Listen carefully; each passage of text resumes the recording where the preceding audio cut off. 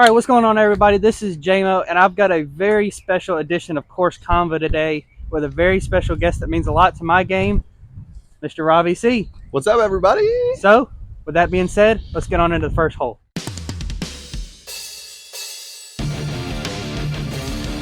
Alrighty, Robbie. So the first question of today's video is, how long have you been playing disc golf? Yeah, so I started playing disc golf in 2012. Come from a long Ultimate background. I think I started playing Ultimate in like 2007. So played Ultimate 2007 to 2012. Actually went to college just up the road here at Stanford University and played on the Ultimate team there. And friends discovered Ultimate, and we actually came to this park. There used to be a guy named Tom Monroe who used to sit with in his van just right there on hole one. With the parking spot's actually like permanently reserved for him. But yeah, so we came here, and I played George Ward during my junior and senior year. I probably played George Ward average of like 4 times a week. So yeah, 2012. The tricky part is from 2012 to 2019, I didn't think I was allowed to change my form. Like I thought you just throw it away. You just wanted it more that day and you'd throw it better. So yeah, 2012. So coming up on 12 years. Wow. Crazy. A lot longer than I have. Yeah. I started in 2020. As most of y'all know, it's like kind of COVID golfers. Oh yeah. Well, it was a little bit pre golf. Like I kind of discovered it, kind of bought that players pack, and then 2020. So let's go. Yep. All right, so we're going to chew off the first. Yeah. So we're here at George Ward, one of my favorites, and we're going to be playing a lot of the silver baskets are going to be in the short positions, but most of them are. It's kind of a mixture, but we're playing to the shorts for all that you know. So I'm going to go my Tone popcorn that I just put in the bag recently. I don't know if you've thrown it, Robbie. I've not thrown the Tone putters, but it's pretty straight from what I found out. I don't know how it is in the wind, but we'll figure it out. Yeah.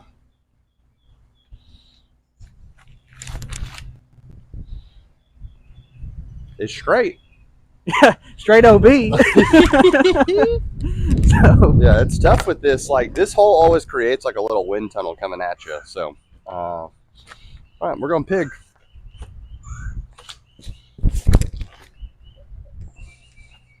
It's up there. Yeah, that's putting. Now I'm gonna go. A very special disc in my bag is the Birdie Blend Wizard. Hey-oh. No intention of reason why.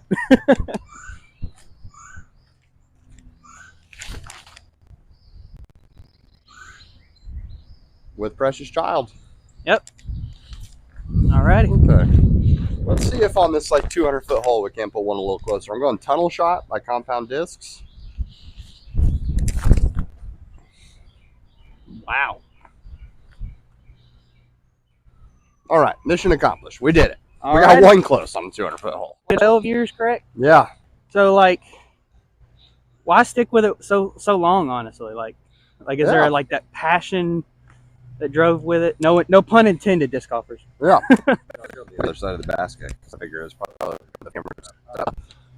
Yeah, I dropped. Hit the camera. Hey, good camera. Yeah, so I think for me, part of why because golf is not a game of perfect, and like you'll never have this whole thing figured out. Yeah. I kind of love that there's always something to improve on. Oh yeah.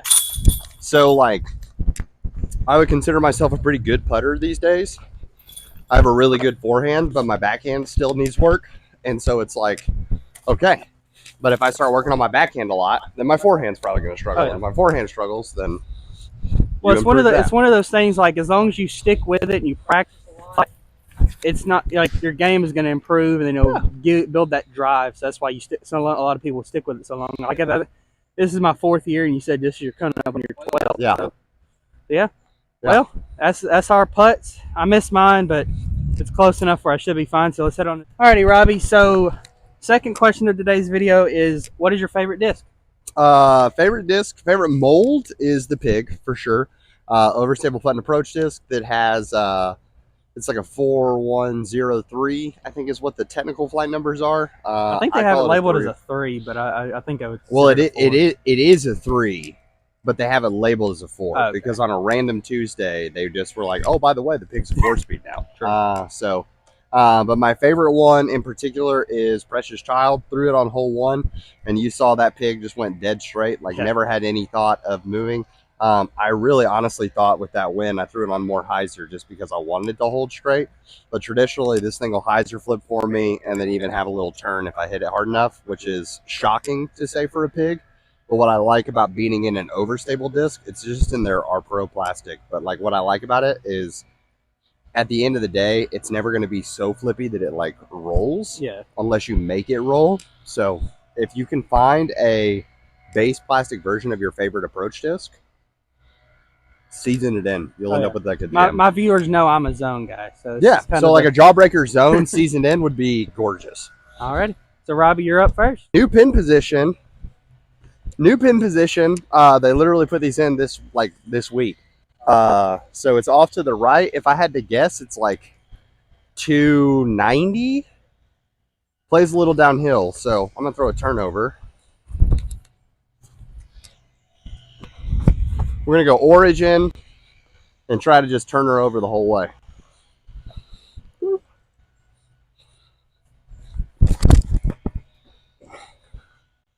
Good shot. Didn't commit to turnover as much as I could, but it's down there. We're putting. Yeah. I'm going the Gateway Prophecy. I've kind of got it from Peyton, one of our local guys. Okay. And then he had it, and I've kind of beat it into where it's a little flippy, so I'm going to try to get it down there a good bit.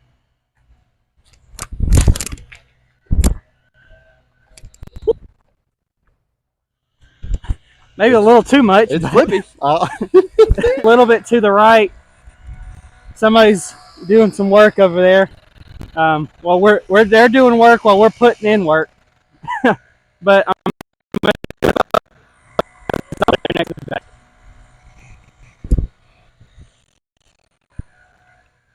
maybe not directly under the basket, but alrighty. You know, we can't complain too much about the noise because noise is what it means they cut the grass, which we will always say. There we go. Alrighty, and then mine's right over here. But to keep pace, we're gonna go ahead and move on. But that's where my second one went. So, alrighty, so we're here at the third hole. Robbie, what is one thing as a teacher you think all disc golfers need in their game? Yeah, so it's interesting because certain skills, like the easy answer would be a good putt. Because if you don't have a good putt, like I don't care how far you throw, you'll never be able to close out a hole. And if you don't throw that far, your putts matter almost even more because you're going to be like closing in on it. Mm-hmm. But I would say like the shot that more people need in their game is just a solid approach. Like the ability from 150, we'll say even 100 feet and in, to be able to, from 100 feet and in, dial it down to where you only throw one more shot after that. So from 100 feet and in, it should only take you 2 throws max every single time. If you can start channeling that in your game, and so just like a robust approach game, so it doesn't have to just be you grab your zone, you grab your pig, and you can just throw it on hyzers. That's a great start. But what happens in a scenario where you don't have that shot available? So having sort of a straight approach disc, if you want to use the bird for that, if you want to use a fierce, like there's a bunch of different options out there. So building out that approach game, because I'm sure, let us know in the comments, how many of you play around and you're like, like I got off the tee, but I was a little short, and then I threw a bad approach, and now I had a 25-footer, and then I missed the 25-footer, and therefore I took a bogey. The viewers know, if you watch some of my videos, I've been in situations like that before. Yeah, so. And it happens. It happens to pros. So just working on that approach game. I would work on your approach game, because putting you can kind of grow in time, but I would work on your approach game first. Okay. So. Alrighty. Well, so we're here at hole 3. You may or may not be able to see the basket straight ahead, but it's going to be all the way down there. I'm going to start off with my AGL Sycamore. Yeah. And 362 feet. Oh yeah. So I'm just trying to get on the other side of this little sidewalk that you'll see here. JMO put a little arrow right there. But we're just going to try to get it on the other side there. On the next throw. Yeah, That's on what the you were next saying. throw. Yeah. He said, "Oh, Definitely on the next throw. you want to practice approaches? Okay, yeah. That's a great. I see what you did there. Yeah. He said, "This is for you guys." I'm one step ahead. There was a cut that you guys didn't see where he said, "Oh, I'll show them what a real approach is." Yeah, that was off camera. Yeah. That's so bad. That came out of my hand so bad. See, that's the whole thing. He said that, so now we're both working on our approach. Yeah, we're both throwing approaches. Easy peasy. All right, so mine's super far away. Robbie's is not that far.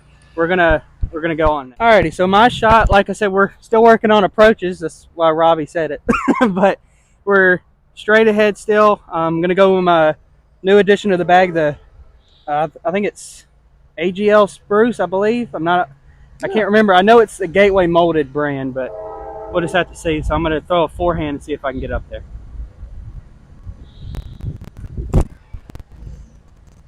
Push. Looked like it stayed off the sidewalk. Yeah, it should be. Yeah, so this is kind of exactly what I was talking about, and that if you just grab your zone or your pig and you want to just push those hyzers, which is like a great play. I can't throw the forehand hyzer here because there's a tree in the way, and the backhand hyzer is technically there, but I'm going to end up left of the basket because of the fact that there's a tree on the right. So having something that you can try to throw like just super straight at it is key. Unless you just early release it, and then you're going to see. This is exactly why having a good approach game matters. Yeah, not the best. It kind of caught these trees, but I think the trees probably saved me. But get my zone, do a little approach. The one thing that Robbie says we need to work on. So we're going to get it up there and see if we can make it work.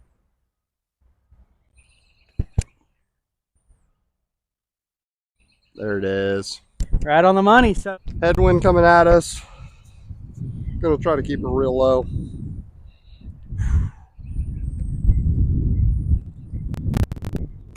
there we go. Bang! Birdie blend. So, since y'all don't see my putting that often, I brought somebody that can actually putt onto the channel. So mine's up there, parked for the ace. I didn't bogey it at all, but was now ready. So here we are, fourth question, fourth hole. Robbie, do you have any favorite sports teams? And that's college, NFL, hockey, whatever sports teams. Yeah, so it kind of feels like it's all over the place to a degree. There seems like there's some random ones, but they actually came first. So I grew up an Atlanta Braves fan. I can agree was with that raised one. in a baseball family. We just didn't acknowledge other sports that they existed or anything like that. So literally until I moved to college in 2010, I couldn't have told you how football worked. And think about this like from an outsider's perspective. Sometimes you kick the ball through the uprights and it's 1 point. Sometimes you kick it through and it's 3 points. Yeah. Sometimes it feels like it's easier to kick it through for that 1 point than it is, or easier to kick it through for those 3 points than it is for the 1 point. It's all very odd. So when I moved to college, my college roommate was an Alabama fan and already had our whole dorm decorated by the time I moved in. So for me, football and Alabama football are the same thing. So I'm an Alabama fan.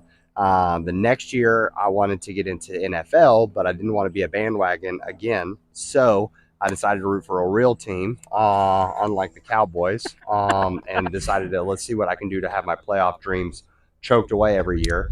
So I'm a Minnesota Vikings fan, and then I kind of let that Minnesota fandom grow from there. And so I picked up Minnesota Timberwolves, heartbreaking into the Western Conference Finals. Especially for at least y'all made it. The Red Wings didn't. yeah. The NHL, we're cheering for the Wild. So yeah, it's good time. So Minnesota and Atlanta sports mostly with the Tide kind of kicked in. So well, we agree on some and we disagree on the others. But hey, we're still friends and we're making it work. Yeah. Here we go. Like I said, hole 4, it's going to be straight ahead in the silver position. Like there's going to be some that we're going to play different layouts because the baskets are a little weird, but we're making it work. But yeah, straight ahead. So Robbie, kick us off. Yeah, 275 feet. Kind of just want to push that back wall and see what happens.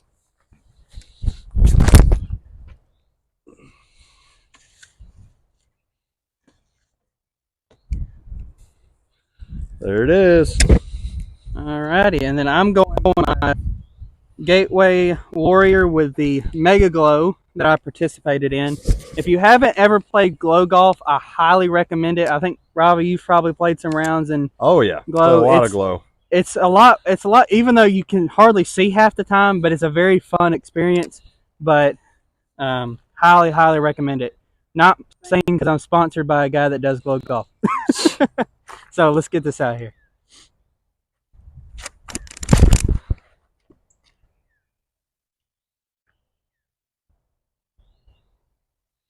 Oh, it rolled OB, but Ooh. I'm up there though. OB brought it in a little bit, but so Robbie, you said mostly Minnesota and Atlanta. Is there any reason why the Minnesota thing?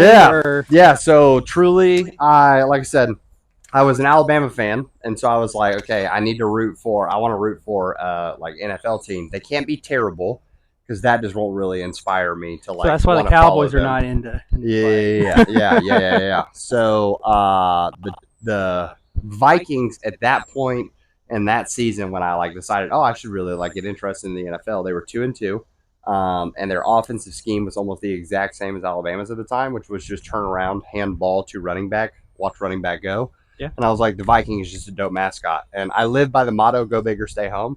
So once I decided, I'm a Minnesota fan of the Vikings, I was a lifelong fan. Like that's all it took. I just picked them. I had good reasons, and therefore, Skull. And then you said the Minnesota Wild was kind of the same. Yeah, I wanted to get into hockey, and so I was like, I'll check out the Wild. Like Minnesota also has a hockey team because at that point, I was like, I have the Atlanta Braves, and the Falcons at that point in that season were 4-0. So I couldn't even though I'm from Atlanta, you didn't want to go the biased route. Yeah, I couldn't go back to back. That's like everybody choosing the Patriots and stuff like that when Tom was there, and then going to Tampa Bay, and I'm like, you don't need to do that. Yeah. So I jumped. So then I was like, I want to get into hockey, and everyone was a Predators fan at the time, and I was like, okay, well, Atlanta doesn't have a hockey team anymore because they moved up to Winnipeg. Minnesota has a hockey team, and then when I went to get in the NBA with the Timberwolves, I was like, I'm already a fan of two Minnesota teams, so I might as well keep going. I don't really have an NBA team. I've said I'm a Warriors fan, but it's mainly just I like Steph. But Steph's the man. But I'm still trying to figure out. So leave comments down below of who you think I should root for next year. Like I like Luka. Like I could be like a Maverick fan because I'm a Cowboys fan. Stay with the Dallas. Yeah, stay with Dallas because Alabama we don't really have anybody. So yeah. But I'm gonna see if I can make this putt and show up Robbie. Okay, let's see it.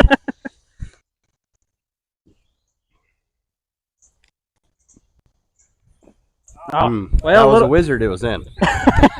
So Robbie's is basically right there behind the basket. I'm tapped in, now about to be tapped in. So we're here at the 5th hole. Robbie, how did you get into the sport is the 5th question of today's video. Yeah, so I found disc golf. Like I said, long-time Ultimate player. I've been playing for almost 5 years at that point. My brother actually moved up to Indiana. My oldest brother, John, moved to Indiana for an internship and to get married. And they had a disc golf course across the street from the church he was working at. And so he found it and was like, hey, Robbie, you love to throw Frisbees. I think this is going to be like a natural next step for you. And I was like, which it normally is. Yeah. Thanks, Mr. Firetruck. Yeah. Hey, we're happy. Those guys got to get doing their thing. So he found it. And so my first round of disc golf I actually played with him just throwing an Ultra Star. Mm-hmm. And then later on, I came back to Birmingham for, that's why I say almost 14 years, because we really picked up when fall semester kicked off in 2012. So, so I came back here, and my friends that I'd played Ultimate with in the same summer were like, dude, we found disc golf. You're going to love it. And I was like, I guess I'll be a disc golf guy now. And then now 12 years later, he's teaching. Yeah, now it's my job. So it's a wild full circle thing. Yeah. So it's like I got into it by like watching Brody when he started it, I think about 2018, 2019 is when he did it, and then watching your videos, it really kind of all kept in perspective. Like I always say, Brody got me into it Robbie kept me into it. So, and if you know my story, like go back and watch some of my videos. But it was a very touching story. It was like I think I've told you before, and so it all kind of comes full circle now that he's on my channel. And I was like, it worked. Yeah. So I love it.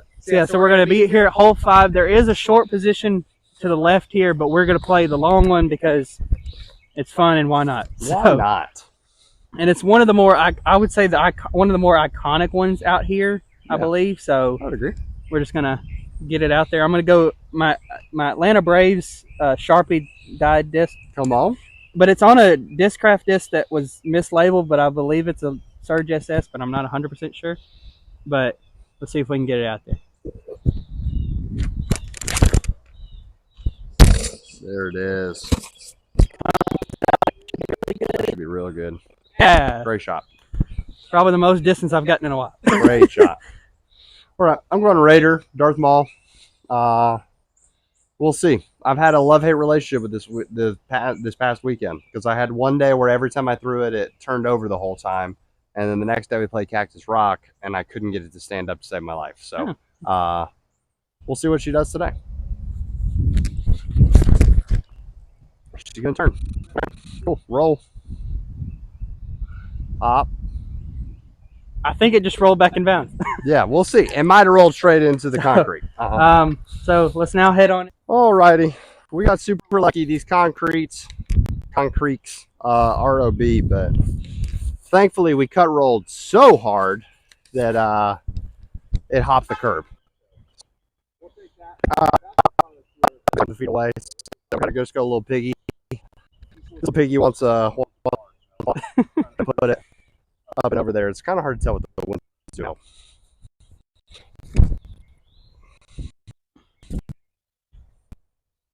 It's gonna be up there. Alrighty, so I got up here a lot farther than I was expecting. Probably the most distance I've ever had. Thanks to Robbie because he's my coach, I guess. But I'm gonna go inner core and kind of just loft it up there and see if we can make this work.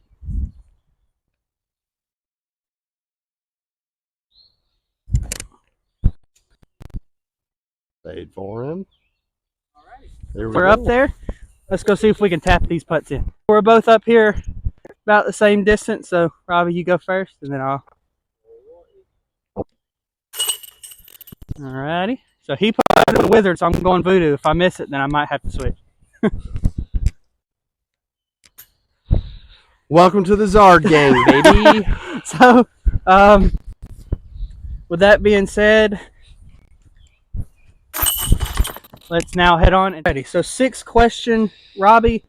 When did you realize, man, I love the sport of disc golf? Yeah. I would say that's so interesting. So, honestly, and I kind of mentioned this with the whole, like, my brother introduced me to disc golf, and I was like, this is okay. And then my friend started playing, and I was like, okay, I guess we're disc golfers now. So where it really took off for me, I've always loved throwing Frisbees. I've loved watching circular objects fly. But to be in shape to play Ultimate and to be in shape to play disc golf, two very, very different states of athleticism, we'll say. Very different. So there came a point where I was like, man, it's really exhausting and I'm really sore. And I was a catcher in high school. And so my knees are already bad from that. Playing a lot of Ultimate where you have a lot of like cuts and things like that. So from my knees down, I'm like a 75-year-old man. So there was a moment where it was like, man, if I really want to continue throwing discs for a long time, you go to the easier. I'll go to disc golf. So it kind of where it took over for me was my love of flying objects kind of just moved towards disc golf almost by default. Yeah. And then truly when I would say it took it to the next level is that idea that we talked about of like what makes it so cool is the fact that you can't ever master everything. Is I worked at a church and I found in a closet, I found 2 practice baskets. And I was like, why do we have practice baskets for disc golf in here? And they were like, oh, yeah, the guy before you tried to convince the church that we needed to start a disc golf program. I might need to do that in my church. And so they bought these baskets that no one ended up using. And so I was like, can I have one of these and take it to my backyard? So once I got that, the first thing, I didn't change my form, but I did practice putting, and I worked on that a little bit. So putting is probably the first thing that I ever, but when I started like wanting to go in my backyard to practice putting was probably when it took to a whole new level. So go to church and find disc golf baskets. It'll really drive your... Yeah, and then you'll love disc golf. It's just that easy. God created it for a reason, guys. It's okay. So hole 6, Robbie's going to kick us off, but it's straight ahead. I'll probably put a little arrow because you could probably barely, if see it at all, but we're going to go to that one. So Robbie, kick us off. Yeah, 352 feet. This is a tricky hole because it's a tunnel shot the whole way. You kind of either have to throw like a bullet right at it or let something like stand up and turn or flex. If you flex, it gets tough because there's like a gap. Like to get into the gap, there's a wall of trees on the right side. So if you turn too much and you try to fade, you're in trouble. So we're going ozone. Trash Panda.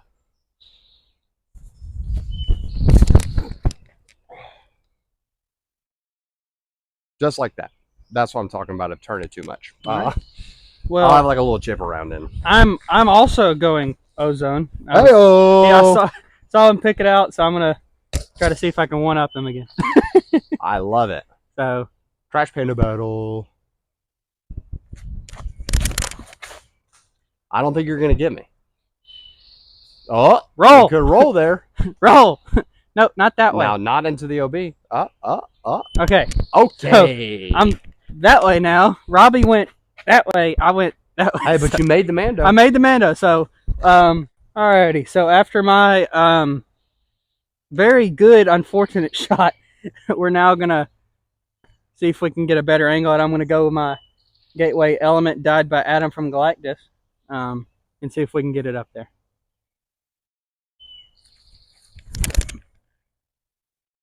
Turn. It's up there. Here, behind this big tree. I'm going to try to do a little chip forehand. Just to try to get around the tree as best as possible just to get up there. And then...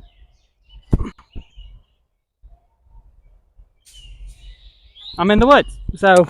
yeah, so it's not good. It faded and had to have rolled down into this position because this is bad. But we're gonna try. Honestly, we're gonna go Precious Child and try to flicker up into here. There's a little bit of a hole. We'll see. I got up there. Alrighty, so we're here, 7th hole, 7th question, and this one, Robbie, I made specifically for you. Yeah. What made you want to start a YouTube channel? Yeah, so I love to teach. At the end of the day, I love teaching. I love teaching. I love talking to people, and I love meeting new people. So with those 3 passions, being on the internet makes a lot of sense. So the funniest part, and I've said this on a podcast or two, but like, it's like looking back at it now, it's hilarious. So March of 2020, I was about to go on vacation and I was like, hey, I want to start a YouTube channel. We were going on vacation to Disney World. For context of when this was of March of 2020, we left Disney on Thursday and Saturday was the last day that Disney was open pre-COVID. Oh, wow. So you got to experience Disney before all the chaos. Yeah, before masks were a thing, before like... Because at that point in COVID, it was like the masks and all that were starting to happen, but it wasn't like everyone. It wasn't like enforced yet. Yeah. So Disney, everyone's walked around like completely normal. You wouldn't have thought that there was a pandemic coming, or that it had really arrived. Yeah. So for that week before we went, I was like, I want to film my first YouTube video. Like that's what I want to do. But my 2 major passions, or my 2 biggest hobbies at the time, were disc golf and board games. So I literally flipped a coin. And which one? To see which video I was going to make. And it landed disc golf, so I did an in the bag, trying to use language. Because if you watch an in the bag for the first time and you're a beginner, it's so confusing. Like, JMO, if your grandmother's watching and she tried to watch it, you're in the bag. You're like, yeah, throw this on some Heiser flips with a little bit of Annie, and then it comes out and she's like, who's Annie? And is he treating my boy right? Right. That is. I know you don't talk like that, bud, but that's right. Like grandma stereotypes. I apologize. I'm not trying to offend the grandma population. So, but that was like I've always been really passionate about using language that like actually connects people. So, wanting to teach, wanting to do all that, and then the other part was before doing disc golf full time, I traveled around the country speaking at youth conferences and training youth pastors and how to do their job more effectively. So I love to teach. It was just finding another outlet for teaching because I wasn't working at a church full time anymore. So I didn't get to preach every week. Yeah. And I started because I love disc golf, and it was like I saw the kind of the popularity and stuff like that he was having. Yeah. So, and funny thing is, I actually started in March of 2024. So 4 years later, after he did, I started. So it's kind of a fun coincidence. Like, I already had my disc golf podcast or little sports podcast, which I'll leave a link down in the description. Yeah. But and it's like, it's kind of funny how both of our worlds kind of came full circle around. So it's kind of very fun. It's fun that we live in a world that you can start a YouTube. Any of you watching? YouTube you could start a YouTube channel of how to make quilts. Yeah. Or, well, I don't know, whatever you enjoy. Yeah. Find a hobby that, hey, you think it'd be kind of cool if I had more of a reason to enjoy this hobby, or down the road, I would never start a YouTube channel for the purpose of, if you weren't doing content creation full time, I would never start it with monetization as the goal. Oh yeah, because that's how mine is. But if you're like, I love playing disc golf, I love doing this, so let me have more of a reason to do that and spend more time with it. Because once it becomes monetization, it then turns into more of a job, and so you just have to ask, like, oh yeah, am I okay with my hobby becoming a job? That's my all-time goal, is to become a paid like YouTube disc golfer and all, but it's going to take some time since I'm still 234 subscribers at the moment that we're starting this. So if you want to like, comment, subscribe, that'd be very, very much appreciated, and we'll go from there. Yeah. So hole 7 here, straight ahead. I believe it's in the short position, but I'm not 100% sure because I know there's 3 or 4 up there just surrounding, but we're just playing to that one because that's the shortest one. So I'm going to go mystery brave disc and see if we can get up there. You always got to watch for the power line too. If you hit that power line, it's going to shoot straight down. Robbie could probably attest to how that straight down or straight up. One or the other. There she is. That's up there. Great job. All righty. So now let's see how Robbie does. Easy from there. We're going to go into the Star Eagle. Just put Eagles back in the bag a couple weeks ago. So at the moment of recording this video. yeah. Just put them in. Literally this hole.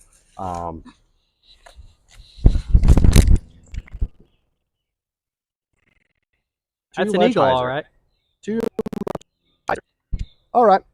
So OB concrete to the left. So we're going to go forehand over top and honestly try to dunk this in. That'd be cool.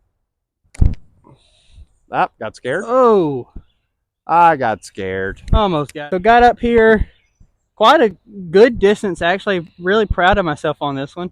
My teacher, Robbie, is actually really proud of me. He just gave me $1,000 off camera. Hey. Not really. I'm just YouTube money. But gonna get my zone. Just kind of just toss it up there on a backhand. I know I've got this tree, but I'm gonna do it because I don't want to throw a forehand because seeing how mine normally does, I just want to try to do something a little different for the content, honestly. That's right up there. Alrighty, 8th hole, 8th question. Robbie, what is your go-to gas station snack and drink? Yeah, so I love being a regular at places. Like, I love walking in. You had those like old people in your life. We already offended all the grandmas. We'll offend the grandpas next. They walk into like the Huddle House or the Waffle House, and they're like, "Oh, hey, Mr. Joe, do you want the usual?" And he's like, "Yeah," because he goes there all the time, right? Like, that's the dream. And I've achieved that at the ripe age of 31 in a lot of places because I get the same thing everywhere I go. So the Shell outside of my house, I walk in and they know that it's one of two things. I'm either getting a Diet Coke and a roll of Sweet Tarts, original Sweet Tarts, not Sweet Tart Sours, not Sweet Tart Chewies, anything like that. Original Sweet Tarts. Or I am getting a Take 5 bar. Have you ever had that candy bar? I think so, yeah. It's incredible. Best candy bar on the market by a mile. Well, Reese's product.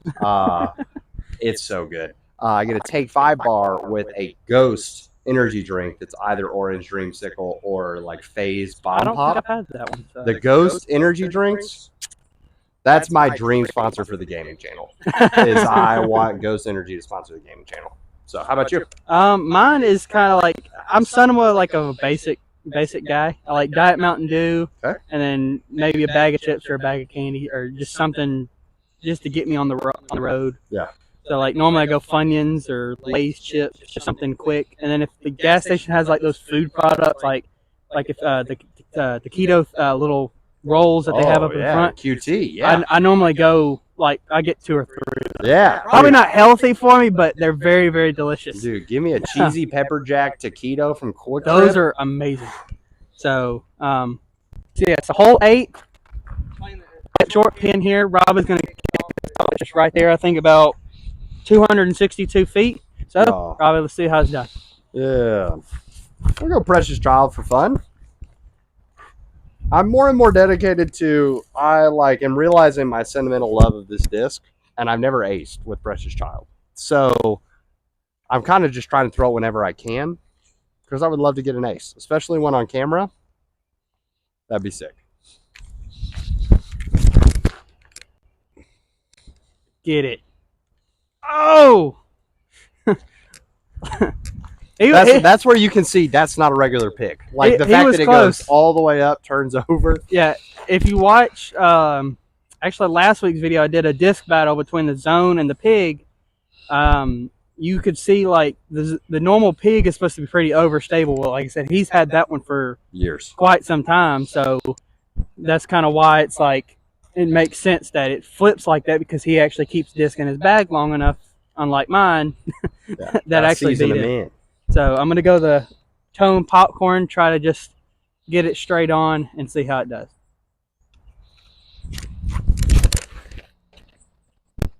Fight. Roll. Skin. Got up there. You probably couldn't see. I was probably standing in the way. But so 9th hole, 9th question, Robbie. If you could change or add a rule to disc golf, what would it be? Yeah, I mean, I'm changing a rule for sure. I'm taking the circle, circle 1, which is currently at 33 feet or 10 meters. And circle 1 is where you have to demonstrate balance after you putt. So you can't like step through. But for some reason at 34 feet, it's suddenly legal. Yeah, so people, very weird. People love to land at like 34 to 36 feet instead of 30 to 33 feet, because then by the time they like finish their step putt, they're in circle 1 at that point. They're like far into circle 1. They're closer to the 30-foot putt because they're getting these like leaps and all that. So I'm gonna back circle 1 up to 45 feet. I'm like, that's because like normally when I'm in 45 feet, I'm just, because like I don't want to jump putt it, so I'm just like doing a normal putt anyway, because I know if I put too much power behind it, and if I jump putt, it's going to go like 20 to 30 feet past the basket if I don't make it in. So it's like, yeah, I can 100% agree with that. 45 feet, 15 meters, however you want to describe it, but it's yeah, like I want that range so that people have to learn to build a 38-foot putt that's normal. Mm-hmm. I think it would push our putting. I think it would take putting, which is already somewhat easy for the top, and make it harder. Yeah. I don't really have any like change or add, like just because like I normally follow whatever everybody else is already doing. So it's good to have somebody like you that has more experience and that kind of knows a lot more of the rules than what I do. So that's one that it's probably gonna be my go-to answer of changing the circle 1. Yeah, get it, so, make putting hard. Yeah, because sometimes like, even though if you watch the channel long enough, my putting is not the best. That's why I don't show it a whole lot. But like that's why Robbie's here now, so you can see actual good putting. But I could definitely agree, kind of like make it a little bit more challenging, where the scorecard is not necessarily like all birdies every time. It's Yeah. more you're gonna Yeah, see there's a a mixture. lot more pars. Yeah. Yeah. So hole 9, it's normally like you could probably see it from the hill, but it's actually on top of the hill behind a big tree straight ahead. I think it's 348, I believe. Yep. So now we're just gonna. You just want to try to get something up the hill. You don't want to go too far to the left. You really don't want to go too far to the right. But I think it's still a little bit more open over there. But I'm gonna go to the Brave. That's what I'm gonna call it. I know there's disc out there called the Brave, but this is the JMO Brave. No line of disc coming anytime soon. But we're just gonna try to get it up the hill.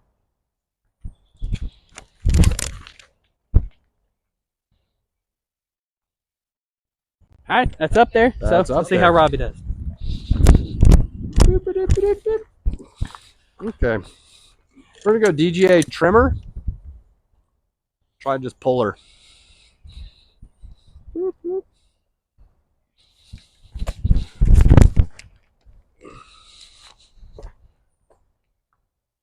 All right. There we go. Basket is literally directly behind this left tree. So you want to pull it through, but it is Mando left of that right tree. You can see the sign. So going to try to just split the uprights and get her up there. Key is we're probably only like 120 feet away from the basket, but it's so uphill that it plays a lot more. So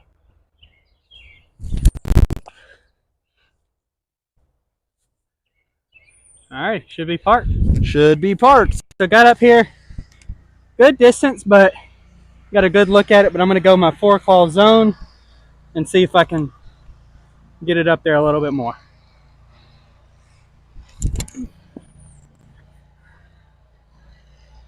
Well, we're going back to hole 1, so yeah. Drop. Alrighty, so that was the end of the front 9. Back 9 will be next week. Hope y'all enjoyed this front 9. If you have any other questions maybe that you would like to see in the next course convo, leave them down below. Robbie, thanks for coming on the front 9. Dude, see you on the back 9. Yes, sir. We'll see you. And also, we'll see y'all on the course.